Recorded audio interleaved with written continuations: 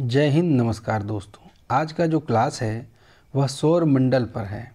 सौर मंडल से जुड़े 50 महत्वपूर्ण प्रश्न उत्तर को आज हम लोग इस क्लास में देखने वाले हैं।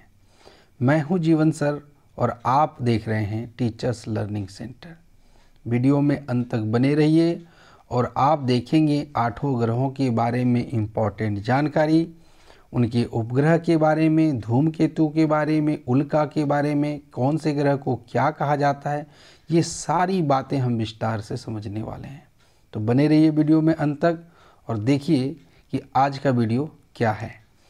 आज हम आपके लिए लाए हैं सौर मंडल से जुड़े 50 महत्वपूर्ण प्रश्न, और कोई भी ऐसा एग्ज़ाम जिसमें ईवीएस है उससे सौर मंडल से जुड़े प्रश्न हमेशा पूछे जाते रहे, चाहे वह झारखंड टेट हो, सी टेट हो, चाहे कोई भी अदर स्टेट का टेट हो, चाहे स्कूलिंग के ही एग्ज़ाम क्यों ना हो, उसमें सौर मंडल से सवाल पूछे जा चुके हैं और पूछे जाएंगे। अगर आप हमारे साथ जुड़ना चाहते हैं तो यहाँ पर कुछ लिंक दिए हुए हैं। पहला जो लिंक है वो हमारे चैनल का लिंक है, इसे आप शेयर कर सकते हैं। दूसरा है व्हाट्सएप लिंक, इससे आप हमारे व्हाट्सएप ग्रुप में ज्वाइन कर सकते हैं। वहाँ पर आप पोलिंग कर सकते हैं। अगर कोई पोलिंग कर रहा है तो उसका जवाब दे सकते हैं, आपके आंसर को देख सकते हैं। नीचे है टेलीग्राम लिंक, आप दोनों में हमें फॉलो कर सकते हैं, टेलीग्राम के साथ और व्हाट्सएप के साथ। हाँ, एक बात और है कि अगर आप इन चैनलों को ज्वाइन करते हैं तो आपको फ्री में PDF प्रोवाइड किया जाएगा। जो भी क्लासेस होंगी उसके PDF को आपको फ्री में दिया जाएगा। तो चलिए शुरुआत करते हैं पहले प्रश्न के साथ। पहला प्रश्न है, सौर मंडल में सूर्य और खगोलीय पिंड किस बल द्वारा एक दूसरे से बंधे हुए होते हैं? चुंबकीय बल, घूर्णन बल, अपकेंद्रण बल या गुरुत्वाकर्षण बल? तो सबसे पहले आप समझ लीजिए कि क्वेश्चन क्या है। क्वेश्चन ये है कि सूर्य क्या है? एक तारा है। और खगोलीय पिंड उसको कहते हैं जो ब्रह्मांड में उपस्थित है और किसी न किसी तारे का वो चक्कर लगाता हो। अगर वो चक्कर लगाता है तो उसे हम खगोलीय पिंड कहेंगे, और ग्रह चक्कर लगाने वाले खगोलीय पिंड को हम ग्रह कह सकते हैं या उपग्रह कह सकते हैं। ग्रह जो होगा वो तारे का चक्कर लगाएगा, जबकि उपग्रह ग्रह का चक्कर लगाएगा। लेकिन अंतरिक्ष में या ब्रह्मांड में जो भी पिंड है, चाहे वो तारा हो, चाहे वो ग्रह हो, चाहे वह उपग्रह हो, वो खगोलीय पिंड कहलाता है। इसको हम सेलेस्टियल बॉडी भी कहते हैं। तो ये जो पिंड होते हैं आपस में गुरुत्वाकर्षण बल के द्वारा जुड़े हुए होते हैं। अब इसके बारे में थोड़ा जान लीजिए कि गुरुत्वाकर्षण बल निर्भर करता है उस ग्रह के साइज पर। जो भी ग्रह जितना बड़ा है या जो भी पिंड जितना बड़ा है उसका गुरुत्वाकर्षण उतना ही ज़्यादा होगा। इस हिसाब से हम देखें तो इस हिसाब से बृहस्पति का सबसे ज़्यादा गुरुत्वाकर्षण होगा, क्योंकि बृहस्पति सबसे बड़ा ग्रह है। आपको सारी जानकारी मिलेगी, बस धैर्य से आप वीडियो देखते जाएं। यहाँ पर हम एक क्रम देख पा रहे हैं। सूर्य से दूरी के हिसाब से है बुध, शुक्र, पृथ्वी, मंगल, बृहस्पति, शनि, अरुण, वरुण और प्लेटो को अब बोना ग्रह की श्रेणी में कर दिया गया है। पहले 9 ग्रह थे, अब 8 ही ग्रह हैं। अब सवाल ये होता है कि आखिर प्लेटो को बोना ग्रह क्यों कर दिया गया जबकि वह ग्रह था? तो इसकी कुछ वजहें होती है। पहली वजह को हम जान लेते हैं। ग्रह होने के लिए आपको सूर्य का चक्कर लगाना होगा, तो ये जो लगाता है प्लेटो बिल्कुल लगाता है, भले ही ज़्यादा दिन लगे दूरी के हिसाब से, लेकिन लगाता है। दूसरा ये होना चाहिए कि प्लेटो को अपना जो कक्षा होता है ना उसे साफ रखना चाहिए। तो आप देख पा रहे होंगे यहाँ पर ये जो प्लेटो की कक्षा है, ये वाली बात, यहाँ पर कितनी सारी गंदगियाँ भरी हुई हैं। ये नहीं होना चाहिए। आप किसी भी देखिए, यहाँ पर मंगल और बृहस्पति के बीच में कुछ एस्टेरॉइड पाए जाते हैं जिसको हम धूमकेतु भी कहते हैं, है ना। तो ये हो सकता है, धूमकेतु हो सकता है, लेकिन उस ग्रह को समय समय पर उसे साफ करने होंगे, जो कि प्लेटो नहीं कर पा रहा था। तीसरा पॉइंट है कि इसे अपना रोटेशन भी करना होगा और रेवोल्यूशन भी करना होगा। हमने रोटेशन का मतलब उसे खुद से घूमना होगा और चक्कर भी लगाने होंगे। तो रोटेशन मतलब खुद से घूमना और रेवोल्यूशन का मतलब चक्कर लगाना, ये दोनों करता है। चूँकि इसकी कक्षा में बहुत ज़्यादा गंदगियाँ हैं जिसे यह दूर नहीं करता है, इसलिए इसे अब ग्रहों की श्रेणी से हटा दिया गया है। चलिए अगले प्रश्न को देखते हैं। प्रश्न संख्या 2 ये कहता है कि सौर परिवार में कौन कौन सदस्य शामिल हैं। तो सौर परिवार में सूर्य है, ग्रह है, उपग्रह है, उल्कापिंड है, क्षुद्र ग्रह है, धूमकेतु है, ये सभी आ जाते हैं। नेक्स्ट प्रश्न को देखते हैं। वैज्ञानिक यानी वह वैज्ञानिक जिन्होंने सर्वप्रथम खोज की कि सूर्य के चारों ओर पृथ्वी घूमती है, यानी किस वैज्ञानिक ने किस वैज्ञानिक ने यह खोज की कि पृथ्वी सूर्य के चारों ओर घूमती है। न्यूटन ने, डाल्टन ने, कोपरनिकस ने या आइंस्टीन ने। तो सबसे पहले यह पता लगाने वाले थे कोपरनिकस। पोलैंड में जन्मे निकोलस कोपरनिकस 19 फरवरी 1473 को जन्म हुआ था। 24 मई 1543 को मृत्यु हुई थी। पोलिश खगोल शास्त्री व गणितज्ञ थे। खगोल शास्त्री किसको कहते हैं? जो ब्रह्मांड का अध्ययन करता है, जो ग्रहों का अध्ययन करता है, जो खगोलीय पिंडों का अध्ययन करता है, उसे खगोल शास्त्री कहते हैं। गणितज्ञ थे, तो भाई गणित तो मूल होता है, बिना मैथमेटिक्स से कोई भी गणना नहीं की जा सकती है। उन्होंने यह क्रांतिकारी सूत्र दिया कि पृथ्वी अंतरिक्ष के केंद्र में नहीं है। पहले यह मान्यता थी कि पृथ्वी केंद्र में है और बाद बाकी उसके चक्कर लगाते हैं, लेकिन निकोलस कोपरनिकस ने यह बताया कि सूर्य केंद्र में है और सारे ग्रह उपग्रह उसके चक्कर लगाते हैं। निम्नलिखित में से कौन सा सौर मंडल का भाग नहीं है? क्षुद्र ग्रह, धूमकेतु, ग्रह, निहारिका। जब हम बात करते हैं तो इस तरह का प्रश्न आपको शुरू में मिल चुका है, दूसरा नंबर में। तो आपने वहाँ पर देखा था कि क्षुद्र ग्रह है, धूमकेतु है, ग्रह है और निहारिका। अब ये निहारिका क्या होता है जो सौरमंडल का भाग नहीं है?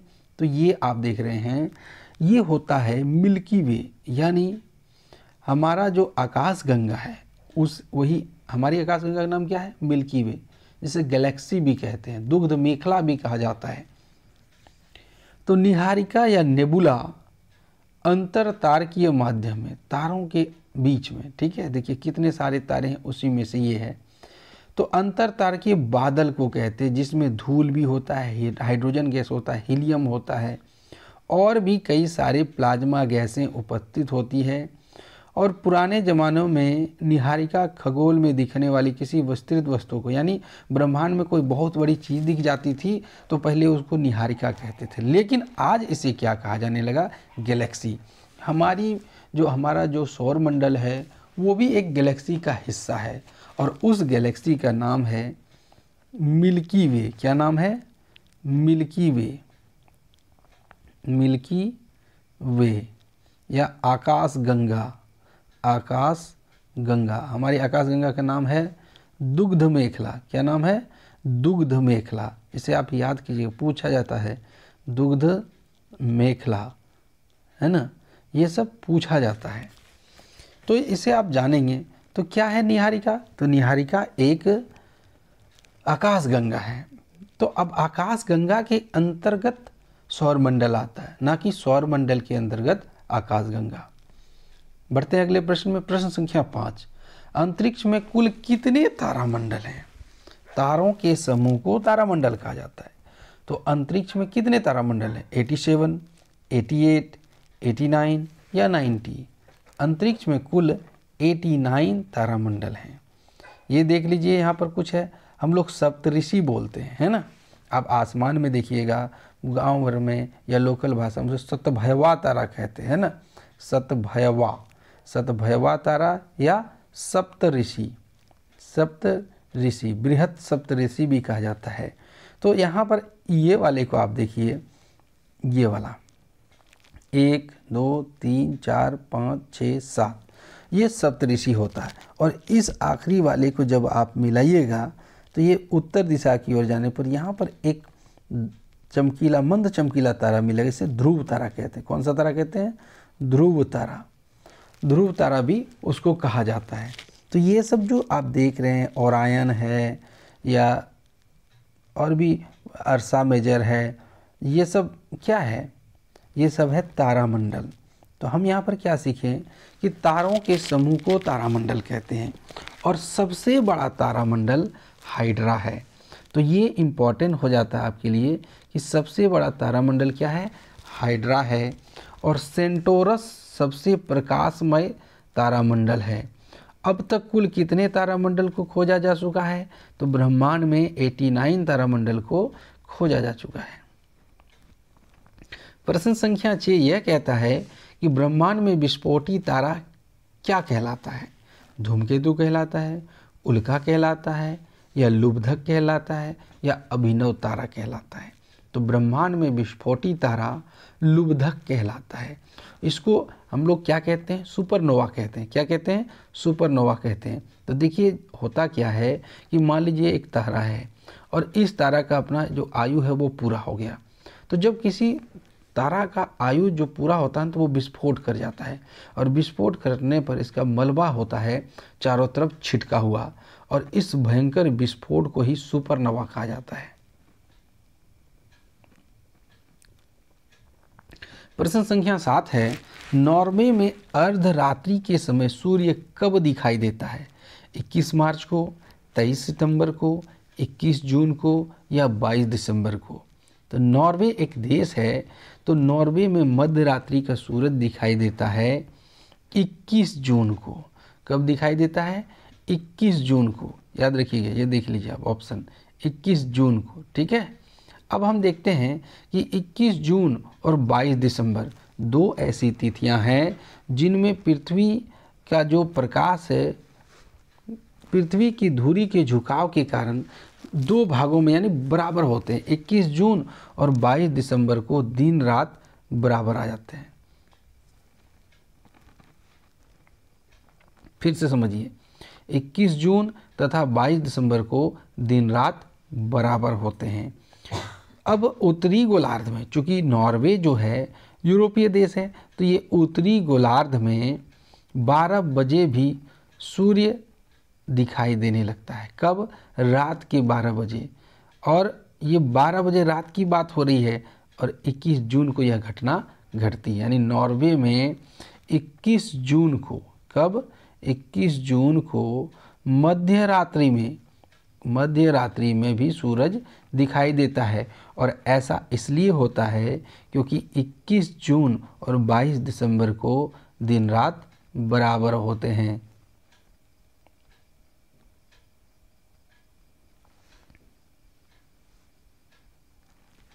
अगला प्रश्न संख्या 8 है, सूर्य के रासायनिक मिश्रण में हाइड्रोजन का प्रतिशत कितना है? 71%, 61%, 75% या 54%? तो सूर्य के रासायनिक मिश्रण में क्या क्या है पहले ये जान लीजिए। हाइड्रोजन और हीलियम मुख्य तौर पर ये दो गैसें हैं, इसके बाद और भी हैं। तो हाइड्रोजन कितना है? हाइड्रोजन है 71%, हीलियम 26.5%। और देखिए हाइड्रोजन को हम H कहते हैं, और इसे जब लिखते हैं तो H2 लिखते हैं ना। H2 कितना है? ये हमारा है, हाइड्रोजन है 71%। हीलियम को He इसका कहा जाता है, ये 26.5% है, और बाद बाकी जो है वो 2.5% है। यह अनुपात धीमे धीमे बदलता रहता है। क्योंकि सूर्य हाइड्रोजन को जलाकर हीलियम गैस बनाता है। हाइड्रोजन की परमाणु संख्या 1 होती है, उसके बाद होता है हीलियम, हीलियम का 2 होता है। हाइड्रोजन जलने से क्या बनता है? हीलियम बनता है। और सूर्य का जो ऊर्जा मिलता है, आपसे प्रश्न ये भी पूछा जा सकता है कि सूर्य की ऊर्जा का स्रोत क्या है? सूर्य की ऊर्जा का स्रोत क्या है? तो वो है हाइड्रोजन और हीलियम। और यहाँ पर कौन सी घटना घटती है, ये भी एक बार पूछा जा चुका है कि सूर्य के अंदर कौन सी घटना घटती है। तो यहाँ होती है नाभिकीय, रुकिए ये गलत हो गया, मैं सही करता हूँ, नाभिकीय संलयन अभिक्रिया, संलयन अभिक्रिया, नाभिकीय संलयन अभिक्रिया। और परमाणु बम में कौन सी अभिक्रिया होती है? तो नाभिकीय विखंडन अभिक्रिया। अगला प्रश्न है प्रश्न संख्या 9, सूर्य की सतह पर हाइड्रोजन के अलावा दूसरा कौन सा तत्व बहुतायत में पाया जाता है? हीलियम, नियॉन, ऑर्गन या ऑक्सीजन? तो ऑक्सीजन तो होता नहीं है, ऑर्गन के बारे में भी कोई जिक्र नहीं है, नियॉन के बारे में 2.5% भी ये सब हो सकते हैं, धूलकण भी हो सकते हैं, लेकिन ज़्यादा बात हुई थी हाइड्रोजन और हीलियम की, तो इसका सही जवाब होगा हीलियम। हीलियम कितना है? 26.5%। प्रश्न संख्या 10 है, सौर पृष्ठ पर लगभग कितना तापमान होता है? यानी सूरज के सतह का तापमान कितना है? 800 डिग्री, 600 डिग्री, 6000 डिग्री या 1000 डिग्री? तो सूर्य की सतह का तापमान, ये आप थर्मामीटर, मैंने ये समझने के लिए लगाया है, कोई ज़रूरी नहीं कि वहाँ थर्मामीटर ले जाया जाए। तो सबसे पहली बात तो ये डॉक्टरी थर्मामीटर है, वो नाप ही नहीं सकता है। सूर्य की सतह का तापमान होता है 6000 केल्विन। देखिए, केल्विन तापमान को नापने की एक इकाई है। सूर्य की सतह का तापमान कितना है? 6000 केल्विन, जबकि इसके करोड़ का तापमान, करोड़ मतलब केंद्र का तापमान है, देख लीजिए आप, यहाँ पर लिखा हुआ इकाई, दहाई, सैकड़ा, हज़ार, 10,000, लाख, 10 लाख, करोड़, 2 करोड़ केल्विन। आप सोच सकते हैं सूर्य क्या है? सूर्य एक जलता हुआ आग का गोला है, इसलिए इसे तारे की श्रेणी में रखा जाता है। प्रश्न संख्या 11, निम्नलिखित में से कौन सा एक तारा है? चंद्रमा, शुक्र, पृथ्वी, सूर्य? तो चंद्रमा उपग्रह है, शुक्र ग्रह है, पृथ्वी भी ग्रह है, सूर्य एक तारा है। ये देख लीजिए, आप यहाँ पर देख पा रहे होंगे, सूर्य क्या है? एक तारा है। प्रश्न संख्या 12, निम्नलिखित में से कौन सा तारा पृथ्वी के सर्वाधिक समीप है? ध्रुव तारा, अल्फा सेंचुरी, सूर्य, लुब्धक?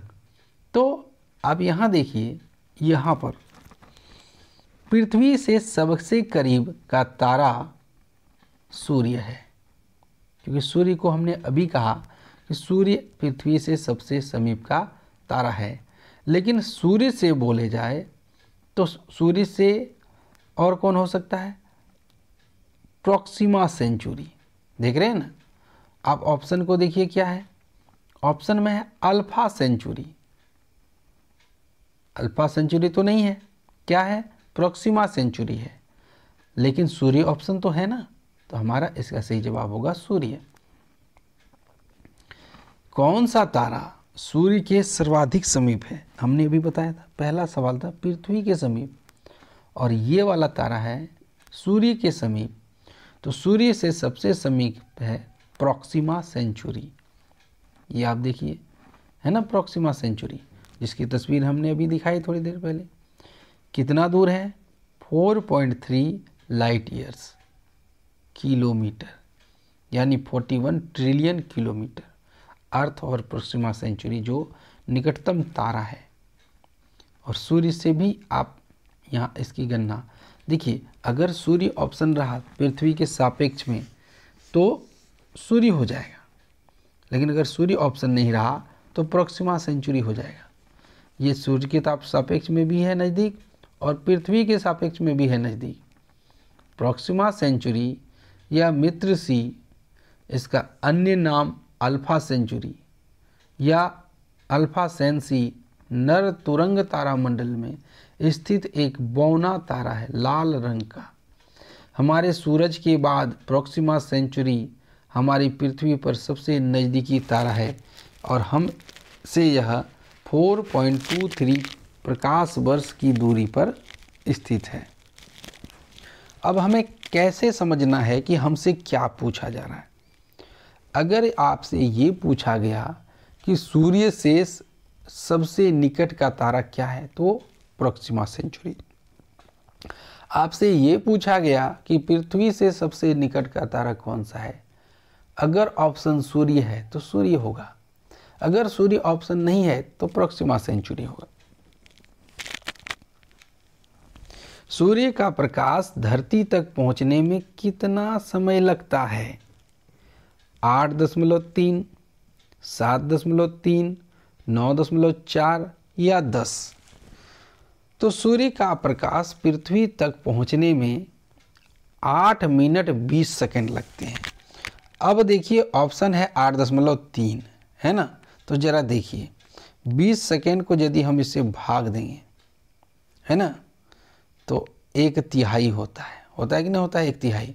और 1/3 को जब आप कन्वर्ट करेंगे 100 के साथ तो ये 3 में आ जाएगा, 8.333 चलने लगेगा। तो 8 मिनट 20 सेकेंड को ही यहाँ पॉइंट में लिखा गया है। तो सूर्य का प्रकाश पृथ्वी तक पहुँचने में 8 मिनट 20 सेकेंड लगते हैं और ये भी सवाल कई बार पूछा जा चुका है। सूर्य के सबसे पास कौन सा ग्रह है, यानी सूर्य से सबसे नज़दीक का ग्रह। तो सबसे नज़दीक का ग्रह हमने सीरियली आपको दिखाया था। ऑप्शन पहले आप देख लीजिए, बुध शुक्र पृथ्वी मंगल बृहस्पति शनि अरुण वरुण, यह है सीरियली। यहाँ पर है बुध बृहस्पति शुक्र मंगल, तो बुध सबसे नज़दीक का ग्रह है। ये देख लीजिए, बुध सूरज से मात्र 5.79 करोड़ किलोमीटर है। इसका रेडियस 2440 किलोमीटर। इसका मतलब यह सबसे छोटा ग्रह भी है। यहाँ एक दिन 58 दिन 15 घंटे 30 मिनट का। यहाँ जो एक दिन नहीं लिखा है, यहाँ सूर्य का जो एक चक्कर लगता है ना, वो 58 दिन में लगता है और 15 घंटे 30 मिनट का एक दिन होता है। हमारे यहाँ कितने घंटे का होता है? लगभग 24 घंटे का। सतह का तापमान 180 से 430 डिग्री सेल्सियस। क्या गर्मी होगी, सोच सकते हैं आप। निम्नलिखित में से कौन सा ग्रह सूर्य का चक्कर सबसे कम समय में लगाता है? तो जो सबसे करीब है वही सबसे कम समय लगाएगा, जो कि है बुध। और ये मात्र कितने दिन में लगाएगा वो मैं आपको आगे बताऊंगा। ये देख लीजिए। अब इसकी कक्षा को देखिए आप, यहाँ पर ये बुध की कक्षा है जिसकी सबसे छोटी कक्षा है। तो जो सबसे छोटी कक्षा होगी वही सबसे कम दिन में चक्कर लगाएगा। बुध नक्षत्र यानी बुध ग्रह में एक वर्ष में दिनों की संख्या कितनी होती है? 30, 356, 36 या 88? तो बुध ग्रह में एक वर्ष में दिनों की संख्या 88 होती है। यानी बुध अपना एक रेवोल्यूशन, एक परिक्रमण जो कि सूर्य का होता है, यानी बुध ग्रह सूर्य का एक चक्कर लगाना मात्र 88 दिन में पूरा कर लेता है। निम्नलिखित में कौन से ग्रहों के चारों ओर घूमने वाले उपग्रह नहीं हैं? यानी कोई दो ऐसा ऑप्शन चुनिए, जोड़ा वाला, दो ऑप्शन नहीं, ए बी नहीं, मंगल शुक्र, बुध शुक्र, मंगल बुध, वरुण प्लूटो, ऐसा वाला चुनने कह रहा हूँ कि जिसके बीच में उपग्रह नहीं है। तो आप लॉजिक लगाइए, जो सूर्य के सबसे करीब होगा उसका उपग्रह कैसे हो सकता है? तापमान इतना ज़्यादा होगा कि वो जल जाएगा। तो यहाँ पर तो एक आंसर आपको मिल गया बुध और दूसरा है शुक्र। ये दोनों, इन दोनों की कक्षाओं में एक भी उपग्रह नहीं पाए जाते हैं क्योंकि ये इसकी गर्मी से जल जाता है। 19वां प्रश्न है, सबसे चमकीला ग्रह बृहस्पति, मंगल, शुक्र, बुध। तो सबसे चमकीला ग्रह है शुक्र। आप देख भी पा रहे हैं उसकी तस्वीर को कि कितना चमकीला ग्रह है ये। अगला प्रश्न है, सौर मंडल का कौन सा ग्रह लगभग पृथ्वी जितना बड़ा है, यानी उसे पृथ्वी की जुड़वा बहन भी कहा जाता है। और कई बार ये प्रश्न पूछे गए हैं कि पृथ्वी की जुड़वा बहन किसे कहा जाता है। बुध, मंगल, शुक्र, यम। यम यानी प्लेटो होता है। तो इसका सही जवाब है शुक्र। अब इन दो तस्वीरों की तुलना कीजिए, इन दोनों की लगभग दोनों समान है। तो इसे चमकीला ग्रह भी कहा जाता है, इसे भोर का तारा भी कहा जाता है, इसे सबसे गर्म ग्रह भी कहा जाता है, इसे पृथ्वी की जुड़वा बहन भी कहा जाता है, इसको शाम का तारा भी कहा जाता है। और ये सब बातें हैं शुक्र ग्रह की। पृथ्वी के सर्वाधिक निकट का ग्रह कौन सा है। शुक्र, बुध, मंगल, बृहस्पति। तो पृथ्वी के सर्वाधिक निकट है, यहाँ आप देख लीजिए पृथ्वी से तुलना किया हुआ है कि पृथ्वी से सूर्य है 8.32 लाइट मिनट, मरकरी है 5.10 लाइट मिनट, वीनस है 2.3 लाइट मिनट और मंगल है 4.3 लाइट मिनट।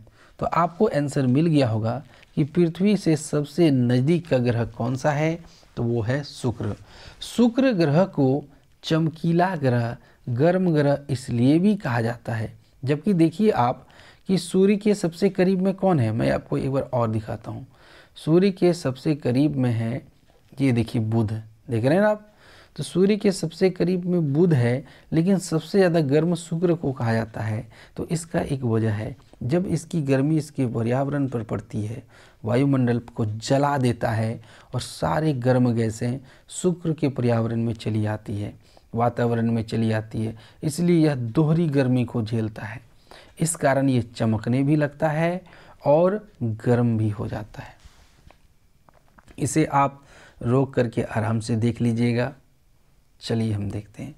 हमने बता दिया अभी सौरमंडल का सबसे गर्म ग्रह कौन सा है, तो सौरमंडल का सबसे गर्म ग्रह शुक्र है, जिसे वीनस के नाम से भी जाना जाता है। बुध को हम मरकरी के भी नाम से जानते हैं। क्यों गर्म होता है, क्योंकि यह बुध के गर्म वातावरण को, वायुमंडल को अपनी ओर आकर्षित कर लेता है। शुक्र से जुड़ा कुछ तत्व को जान लेते हैं। शुक्र पृथ्वी से, यानी पृथ्वी से शुक्र की दूरी 2.3 हमने बताया था, तो उसी को मिलियन में यहाँ कन्वर्ट किया गया है, 233.56 मिलियन किलोमीटर। शुक्र ग्रह अपना पूरा चक्कर, जो पृथ्वी कितने में लगाती है, 365 दिन में, जबकि शुक्र लगाता है 224.7 दिनों में। शुक्र ग्रह को देखने के लिए किसी दूरबीन की जरूरत नहीं है, वो ऐसे ही दिख जाता है। शुक्र ग्रह पृथ्वी की तरह इसका कोई उपग्रह नहीं है और कोई वातावरण भी नहीं है। शुक्र के वातावरण में 96.5% कार्बन डाइऑक्साइड और 3.5% नाइट्रोजन है। जिस ग्रह में कार्बन डाइऑक्साइड होगा वो गर्म गैस होगा, वो गर्म हो जाएगा। निम्नलिखित में से किसको भोर का तारा भी कहा जाता है। अभी हमने थोड़ी देर पहले बताया, भोर का तारा, शाम का तारा शुक्र ग्रह को कहा जाता है। ये देखिए। अब है 24वां प्रश्न, किस ग्रह को नीला ग्रह भी कहते हैं। पृथ्वी, शनि, मंगल, शुक्र। तो नीला ग्रह है हमारी प्यारी पृथ्वी। आप देख पा रहे हैं यहाँ पर तस्वीर में पृथ्वी को। ये जो तस्वीर है ये है पृथ्वी की और ये नीला कलर का है। और यूरेनस है डीप नीला, चटकीला नीला, जिसको इंडिगो कहा जाता है। इंडिगो है ना, ये देखा आपने।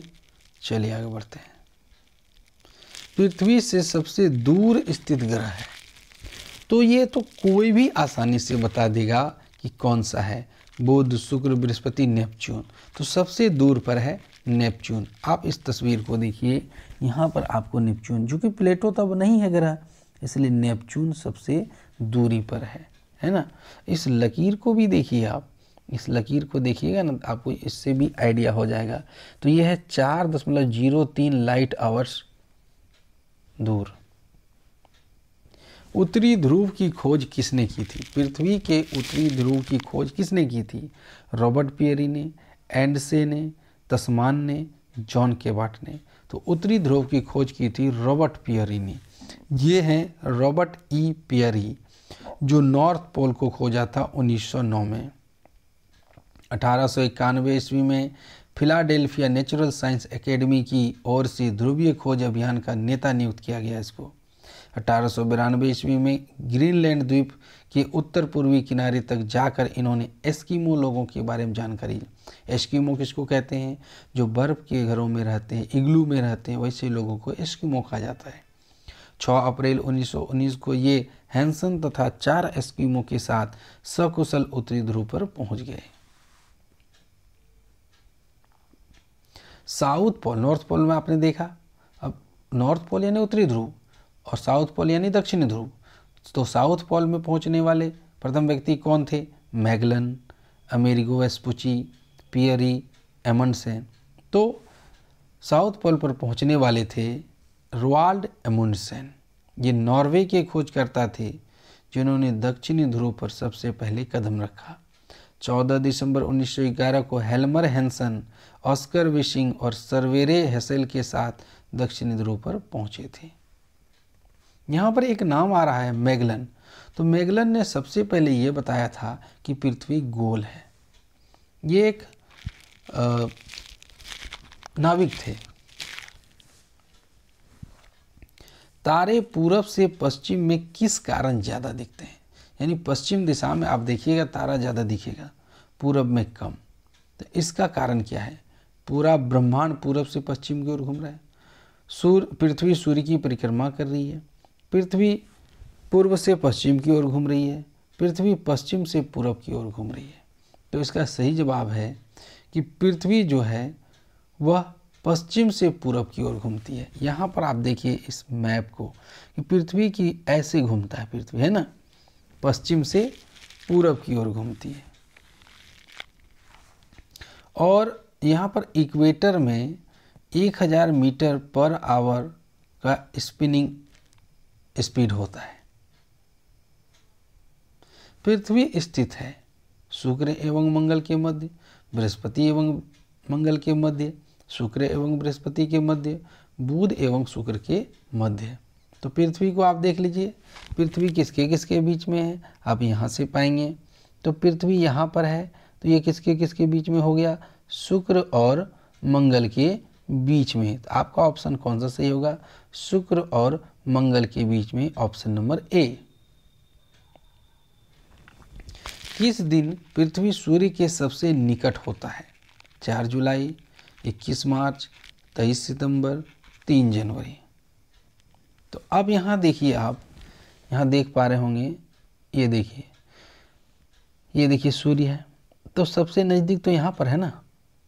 ये देखिए, ये 3 जनवरी को सबसे नज़दीक होता है। और दूर कब होता है? तो ये 4 जुलाई को सबसे दूर होता है। पृथ्वी सूर्य से अपनी अधिकतम दूरी पर होती है 30 जनवरी को, 22 दिसंबर को, 22 सितंबर को, 4 जुलाई को। तो इसका सही जवाब है 4 जुलाई। पृथ्वी सूर्य से अधिकतम दूरी पर होती है 4 जुलाई को। ये आप मैप को देखिए ध्यान से, आप पाएंगे कि ये वाला डिस्टेंस ज़्यादा है, यहाँ से यहाँ वाला, ये 4 जुलाई को। पृथ्वी तथा सूर्य के मध्य सर्वाधिक दूरी किसके दौरान होती है? उत्तर अयनांत, दक्षिण अयनांत, अपसौर, उपसौर। तो चलिए सब बता देता हूँ। यहाँ पर आप देखिए, जो एपहेलियन है वो सर्वाधिक दूरी पर है। सवाल क्या था हमारा? सर्वाधिक दूरी पर। तो सर्वाधिक दूरी पर होता है एपहेलियन, और एपहेलियन को उपसौर कहा जाता है और पेरिहेलियन को अपसौर कहा जाता है। तो आपसे यहाँ पूछा गया है कि जब सर्वाधिक दूरी पर होगा तो उसे कहेंगे हम उपसौर और कम दूरी पर होगा तो उसे कहेंगे हम अपसौर। तो आप देख लीजिए दूरी 152 इकाई दहाई सैकड़ा हज़ार 10,000 100,000 मिलियन 152 मिलियन 100,000 किलोमीटर। इधर है 147 मिलियन 300,000 किलोमीटर। दोनों में डिफरेंस है, आप देख पा रहे होंगे, 152 है 147 है। तो जब सबसे ज़्यादा दूरी पर होगा तो उसको उपसौर कहेंगे एपहेलियन, और सबसे कम दूरी पर होगा तो उसको कहेंगे हम पेरिहेलियन। ठीक है, जो 3 जनवरी को होता है, एपहेलियन 4 जुलाई को होता है।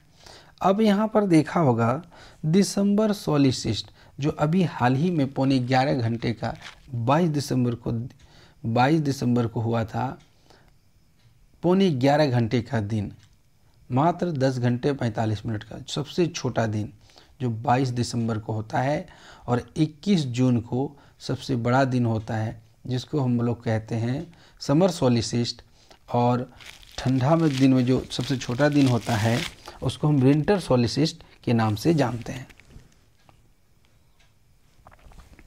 सूर्य से पृथ्वी की दूरी कितनी है? 107.7 million kilometre, 142.7 million kilometre, 146.7 million kilometre, 149.6 million kilometre. तो सूर्य से पृथ्वी की दूरी है 149.6 मिलियन किलोमीटर। ये वाला ऑप्शन लास्ट वाला 149.6 मिलियन किलोमीटर, और जिसे आप कन्वर्ट करिएगा तो आपको 14 करोड़ 96 लाख किलोमीटर होगा। ये है सूर्य से पृथ्वी की दूरी। पृथ्वी को उसके काल्पनिक अक्ष पर घूमने को क्या कहते हैं? यानी उसका जो अक्ष है जिसको हम लोग धुरी भी कहते हैं, उसको में जो घूमता है पृथ्वी, तो उसको क्या कहते हैं? तो उसको हम कहते हैं घूर्णन, और जो उसका पाथ होता है, जो रास्ता होता है, उसको कक्षा कहते हैं। और जब एक चक्कर लगा लेता है अपनी कक्षा में तो उसे हम परिभ्रमण कहते हैं। ये आप देखिए, अगर पृथ्वी इस प्रकार अपनी धुरी पर एक पृथ्वी है और इस प्रकार अपने लट्टू की जैसे ग्लोब आप ऐसे से घूमता है, जैसे लट्टू घूमता है, तो इसको हम कहते हैं घूर्णन।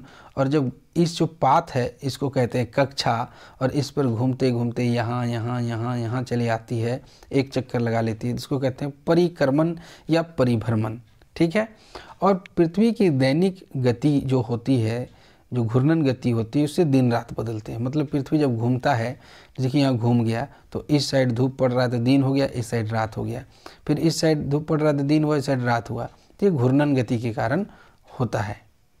और जो चक्कर लगाता है पृथ्वी एक चक्कर सूर्य का, तो उससे मौसम बदलते हैं, जलवायु बदलते हैं। अपने अक्ष पर पृथ्वी एक चक्कर कितने समय में पूरा कर लेती है? 24 घंटे में, 23 घंटे 56 मिनट 4 सेकंड में, 23 घंटे 30 मिनट में, 23 घंटे 10 मिनट 2 सेकंड में। तो हम सब 24 घंटा मानते हैं, दरअसल 24 घंटा नहीं होता है। दरअसल ये क्या होता है, 23 घंटे 56 मिनट 4 सेकंड। एक घूर्णन पूरा करने में पृथ्वी को 23 घंटे 4 मिनट और 4.09 सेकंड का समय लगता है। तो ये सब गतियाँ होती है। देखिए पृथ्वी यहाँ पर रोटेट कर रही है, अब इस तीर को देखिए रोटेट कर रही है, तो इसको कहेंगे घूर्णन गति। तो इसको रोटेशन कहते हैं, जो इस प्रकार अपने अक्ष पर घूमते घूमते घूमते घूमते घूमते घूमते घूमते घूमते ऐसे ऐसे करते एक चक्कर लगाती है, इसको परिक्रमण काल भी कहते हैं। और उसी प्रकार मून पृथ्वी का चक्कर लगाती है, और ये सन का चक्कर पृथ्वी लगाती है। किसने सबसे पहले पृथ्वी की परिधि को मापा? तो हिकेटियस ने, हेरोडोटस ने, अरस्तु ने, तो इरेटोस्थेनीज ने। तो पृथ्वी की परिधि को सबसे पहले मापा था इरेटोस्थेनीज ने। अब आप देखिए कैसे मापा था इन्होंने, मैं आपको बता देता हूँ। तो सबसे पहले जान लीजिए, इरेटोस्थेनीज यूनान के प्राचीन दार्शनिक, गणितज्ञ और खगोलविद थे। इन्होंने ही सबसे पहले पृथ्वी की परिधि नापा। जब आप मैथ पढ़ेंगे तो 10 क्लास में एक मैथ आप पाएंगे चाप, उसमें चाप की लंबाई बराबर है ना, तो चाप की लंबाई बराबर θ/360 गुना 2πr, ये फॉर्मूला होता है। तो यदि हम यहाँ पर थीटा निकाल लें, अगर हम यहाँ पर एक अनुमानित मैं बता रहा हूँ आपको, यहाँ पर मान लेता हूँ मैं 30 डिग्री है, तो 30/360 ये कितना हो गया, और इसके चाप की लंबाई, तो यहाँ से हम ये इतना का जरा सा हम अगर निकाल लेते हैं चाप की लंबाई, तो पूरे को हम 30 देखिए 30 डिग्री है तो टोटल 360 डिग्री होता है, तो 12 3 36, तो 12 गुना करना होगा। अगर यहाँ निकला 5 मिनट, 5 तो 12 पंचे 60, तो 60 मीटर इसकी हो जाएगी परिधि। एक अनुमानित मैंने बताया, लेकिन ऐसा है नहीं, ये बहुत बड़ी है। मैं आपको बता रहा हूँ मेथड कैसे निकाला जाता है। तो इन्होंने एक एंगल से बनाया इसको और फिर उसकी परिधि को निकाला, और जब किसी की गोलाकार आकृति की परिधि निकल जाती है ना, तो उसका व्यास निकालना आसान हो जाता है। पृथ्वी का ध्रुवीय व्यास और उसके विषुववृत्त व्यास से कितना कम है? 25 किलोमीटर, 43 किलोमीटर, 80 किलोमीटर या 30 किलोमीटर? तो यह है 43 किलोमीटर। अब आप समझ लीजिए, जब आप नॉर्थ पोल से साउथ पोल को काटते हैं तो इसको हम कहते हैं ध्रुवीय व्यास। क्या कहते हैं? ध्रुवीय व्यास, बीचे बीच, ठीक है। लेकिन यदि आप विषुवत रेखा पर काटते हैं, इक्वेटर पर, जिसको भूमध्य रेखा भी कहा जाता है, तो ये आपका कहलाता है ध्रुवीय व्यास, ध्रुव नहीं, विषुवतीय व्यास। तो देखिए ध्रुवीय व्यास जो है वो आपका कम है और विषुवतीय व्यास जो है वो ज़्यादा है। अब इसका कारण क्या है? तो पृथ्वी जो गोल है ना, वो उस केंद्र पर थोड़ा सा चपटी है, ये देखिए नारंगी की तरह। तो ये वाला पोजीशन ज़्यादा है और ये वाला पोजीशन कम है। तो ये वाली पोजीशन की जब हम बात करते हैं वो है 12,757 किलोमीटर, और ये वाली बात करते हैं तो ये है 12,714 किलोमीटर। तो इसका डिफरेंस जब आप निकालेंगे तो ये निकलेगा 43 किलोमीटर। प्रश्न संख्या 38 है कि पृथ्वी की अपनी कक्षा में गति है पश्चिम से पूरब की ओर, पूरब से पश्चिम की ओर, उत्तर से दक्षिण की ओर, दक्षिण से उत्तर की ओर। तो पृथ्वी गति करती है पश्चिम से पूरब की ओर। हमने शुरू में ही आपको बताया था, पश्चिम से पूरब की ओर, है ना। और जो स्पीड होते हैं वो अलग अलग होता है। अब देख लीजिए, ध्रुव पर स्पीड क्या है? 0 मीटर पर आवर। उसके बाद जब आप जैसे जैसे सेंटर की ओर आएंगे, इक्वेटर के पास, तो वहाँ पर स्पीड हो जाएगा 1667 किलोमीटर प्रति घंटा। यदि आप मकर रेखा पर आएंगे तो 1550 किलोमीटर। यदि आप कर्क रेखा पर आएंगे तो भी 1550। ये है कर्क रेखा और ये है मकर रेखा, है ना। आगे बढ़ते हैं। सौर मंडल का एकमात्र ग्रह यहाँ जहाँ जीवन संभव है। तो आप सभी जानते हैं कि अभी तक जिंदगी संभव वाला एक ही ग्रह है, वो है पृथ्वी।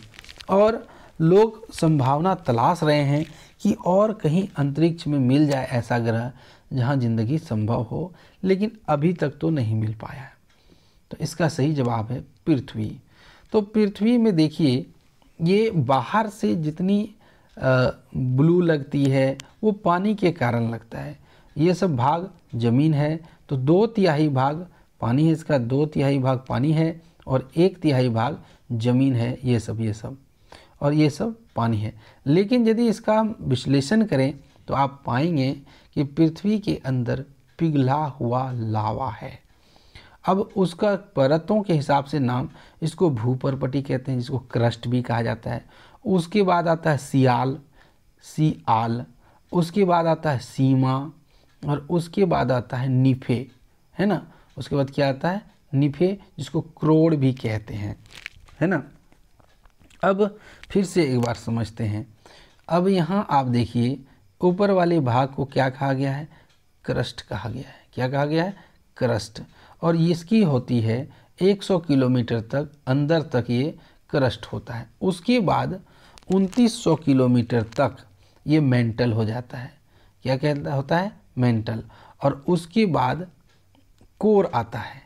तो कोर को मतलब 2 भागों में बांटा। देखिए, एक है आउटर कोर और यह है इनर कोर। अब यहाँ से सवाल कैसे पूछा जाएगा ये आप देख लीजिए। यहाँ से पूछा जाएगा कि जो कोर है अंदर वाली भाग में, कौन से धातु पाए जाते हैं? तो यहाँ पाए जाते हैं नीफे, निकेल और फेरस, निकेल और लोहा। उसके बाद आता है सीमा, सीमा यानी सिलिका और मैग्नीशियम। उसके ऊपर आता है सियाल, सिलिका और एल्युमिनियम। और उसके बाद आता है भूपरपटी, है ना। चलिए आगे बढ़ते हैं। तो ये आप देख लीजिए बनावट, पृथ्वी की आंतरिक बनावट। यही मैंने आपको कहा अभी थोड़ा देर समय, ये क्रस्ट हो गया, ये सियाल है, ये सीमा है और ये क्रोड है। इसको मेंटल भी कहा जाता है। और जब ज्वालामुखी विस्फोट होता है ना, तो यहीं से लावा बाहर निकलते हैं। सौर मंडल में लाल ग्रह किसे कहा जाता है? तो जो लाल रंग का होगा उसे लाल ग्रह कहा जाएगा। तो पृथ्वी लाल है क्या? नहीं है, पृथ्वी तो नीला है। मंगल लाल है क्या? हाँ है। शनि छल्ले वाला ग्रह है। यूरेनस हरा ग्रह है। ये देखिए मंगल ग्रह, तो मंगल चौथा ग्रह है, सूर्य के हिसाब से चौथा ग्रह। पहला क्या था? बुध, शुक्र, पृथ्वी, चौथा मंगल। और ये चारों ग्रह ठोस हैं। ये चारों ग्रह क्या हैं? ठोस हैं। इसके बाद जो मिलेगा वो आपको गैसीय ग्रह मिलेगा। और इन चारों को, किसको? बुध, शुक्र, पृथ्वी, मंगल, इन चारों ग्रह को आंतरिक ग्रह कहा जाता है। आंतरिक। तो आंतरिक ग्रह कितने हैं? आंतरिक ग्रह 4 है। बाह्य ग्रह कितने हैं? तो वो भी 4। तो 4th नंबर में है मंगल। ये लाल क्यों दिखाई देता है? तो आयरन ऑक्साइड के धूल पाए जाते हैं। यहाँ पर क्या पाए जाते हैं? आयरन ऑक्साइड के धूल। और इसी कारण इसे लाल ग्रह कहा जाता है। सूर्य से दूरी 22.79 करोड़ किलोमीटर। उपग्रह की संख्या 2 है, फोबोस तथा डीमोस। और भी हो सकते हैं लेकिन अभी 2 ही है। यह एक ठोस ग्रह है। सौर मंडल का सबसे बड़ा ग्रह किसे कहा जाता है? पृथ्वी, मंगल, बृहस्पति, यूरेनस। तो आप नाम भी देखिए कितना बड़ा है। तो बृहस्पति को सबसे बड़ा ग्रह कहा जाता है।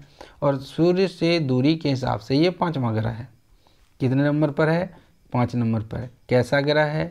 तो सबसे बड़ा। क्वालिटी क्या है इसकी? गैस का बना हुआ है। कितना दूर सूर्य से? तो 77.83 करोड़ किलोमीटर। सबसे ज़्यादा उपग्रह है इसके। कितने? 67। सबसे ज़्यादा उपग्रह। इसमें जो फेमस है वो है गैनीमेड, कैलिस्टो, यूरेका।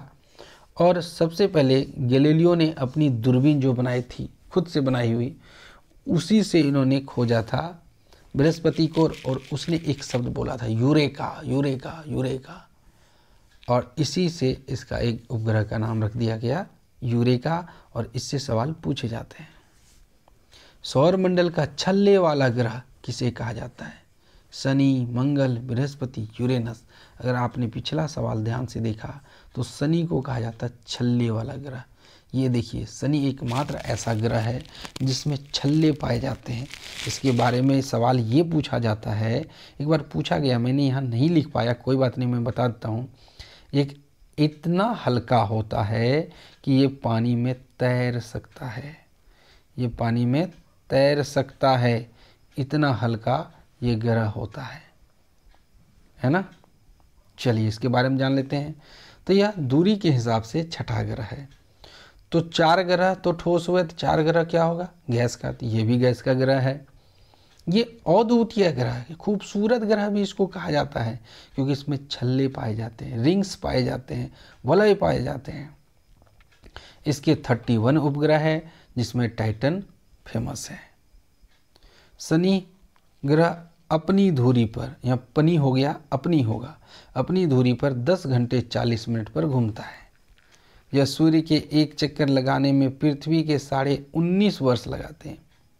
यानी पृथ्वी 1 वर्ष लगाता है तो वो 29.5 वर्ष, 19 बोला मैंने, 29.5 वर्ष लगाता है। बहुत दूर है ये। यह सूर्य से 142.70 करोड़ किलोमीटर दूर है।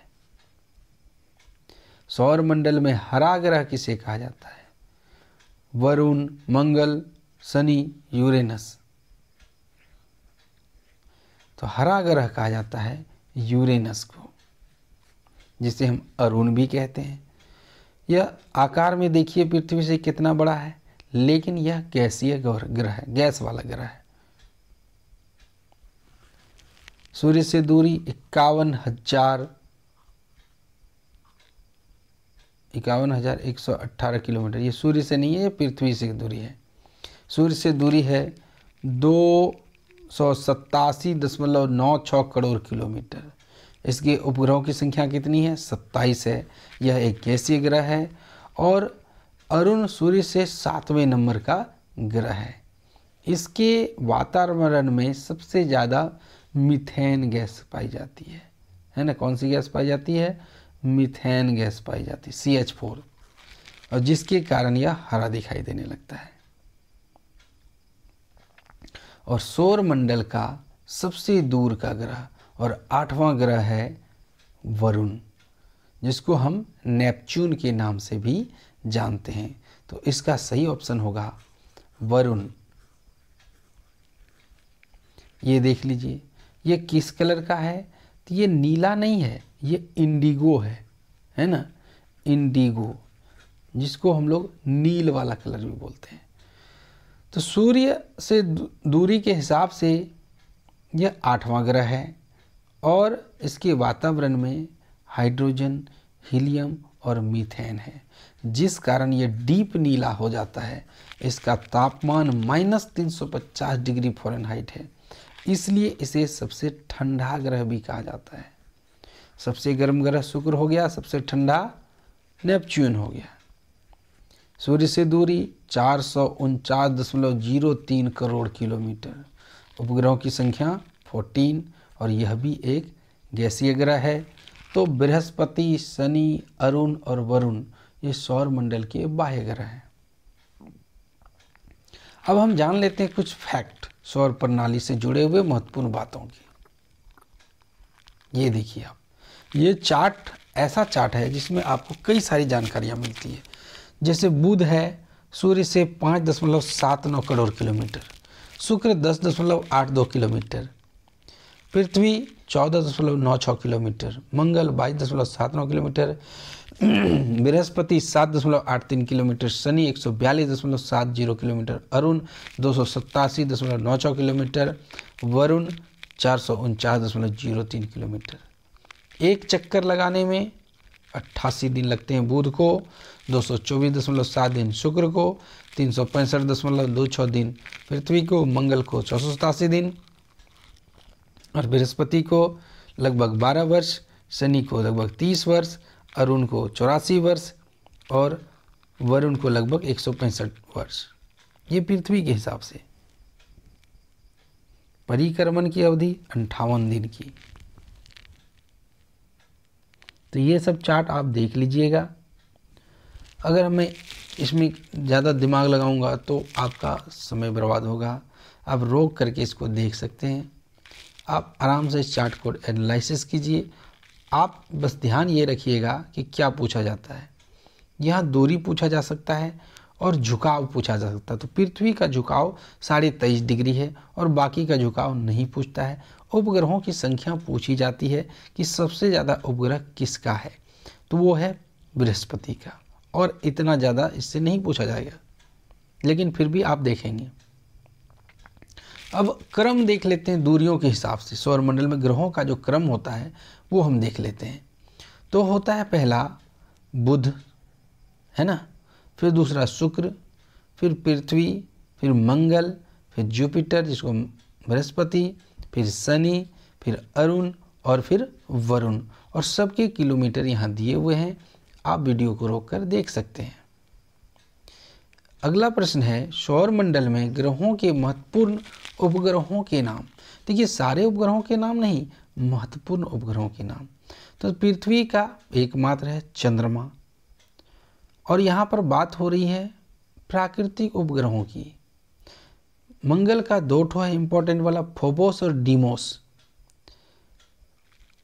और एक दिया हुआ है डेक्टाइल और 243 ईडा। बृहस्पति का देख लीजिए, लो, यूरोपा, गैनीमेड, कैलिस्टो। इसीलिए यहाँ पर जब यूरोपा के जगह जब देखा था गैलीलियो ने, तो उसने यूरेका कहा था और यूरेका से नाम रखा था यूरोपा। मंगल के देख लीजिए, Mimas, Enceladus, Tethys, Dione, Rhea, Titan, Hyperion, Iapetus, Phoebe. Uranus का देख लीजिए, Puck, Miranda, Ariel, Umbriel, Titania, Oberon. Neptune का ट्रिटॉन, नेडिड। और प्लूटो तो हट ही गया, क्या बोलिएगा उसको, चेरॉन होता है। अब हम देखेंगे धूमकेतु क्या है, धूमकेतु किसे कहते हैं। तो धूमकेतु ये देख लीजिए, इसको कोमेट कहा जाता है, इंग्लिश में आप याद रखिएगा, ज़्यादा अच्छा से याद रहेगा। जिसे पुच्छल तारा भी कहा जाता है। सौरमंडल के बर्फीले छोटे पिंड है। यह पत्थर, धूल, बर्फ और गैस के बने होते हैं। जब यह सूर्य की कक्षा में चक्कर लगाते हैं ग्रहों के साथ साथ, तो सूर्य की गर्मी से जल उठते हैं और जल उठने के कारण एक झाड़ू की तरह आकृति दिखाते हैं, झाड़ू के जैसा। इसे ही हम पुच्छल तारा कहते हैं। तो यहाँ ध्यान रखिए, ये सूर्य के आसपास चक्कर लगाते हैं। दूसरा है उल्का तथा उल्का पिंड क्या है। तो आप देखिए, आकाश में कभी कभी आपने रात में टूटता तारा देखा होगा।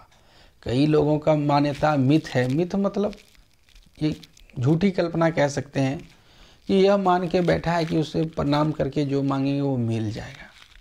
टूटता तारा भी बोलते हैं हम लोग, दरअसल कोई टूटता तारा नहीं है। यह एक कह सकते हैं आकाशीय पिंड है, जो कभी कभी पृथ्वी के पर्यावरण में प्रवेश कर जाता है और प्रवेश कर जाने से इसका जो वायुमंडल है पृथ्वी का, उसमें घर्षण होता है और घर्षण होने के कारण वो जलने लगता है और जलते जलते वो ख़त्म हो गया, तो उसे कहेंगे हम टूटता हुआ तारा या उल्का। लेकिन पूरी तरह न जलकर ख़त्म हुए बिना ठोस रूप में पृथ्वी में आकर के गिर जाते हैं, यानी पत्थर के रूप में गिरते हैं, उसे हम कहते हैं उल्का पिंड। अगर जल के ख़त्म हो गया तो उल्का, और पत्थर के रूप में गिरा तो उल्का पिंड, जिसको टूटता हुआ तारा या लुका भी कहते हैं। अब हम उल्का और धूमकेतु में अंतर देख लेते हैं। तो धूमकेतु एक ऐसी वस्तु जो पृथ्वी से सैकड़ों हजारों किलोमीटर दूर से गुजरती, देखिए ये सूर्य के आसपास चक्कर लगाता है, जबकि उल्का और उल्का पिंड पृथ्वी के पर्यावरण में, वातावरण में आकर के रगड़ से आग लग जाता है। अगर आग लग के समाप्त हो गया तो उल्का कहेंगे, और पत्थर गिर गया तो उल्का पिंड कहेंगे, जिसको मीटरॉइड भी कहते हैं, है ना। तो ये क्या होता है, पृथ्वी के वातावरण में आता है ये वाला, लेकिन ये पृथ्वी के वातावरण में नहीं आता है। तो आज का क्लास यहीं समाप्त होता है। उम्मीद करता हूँ कि आपको लाजवाब जानकारी मिली होगी और मिलती रहेगी। तो चैनल को सब्सक्राइब कर लीजिए, ज़्यादा से ज़्यादा दोस्तों में शेयर कीजिए और कमेंट करके बताइए कि आज का क्लास आपको कितना पसंद आया।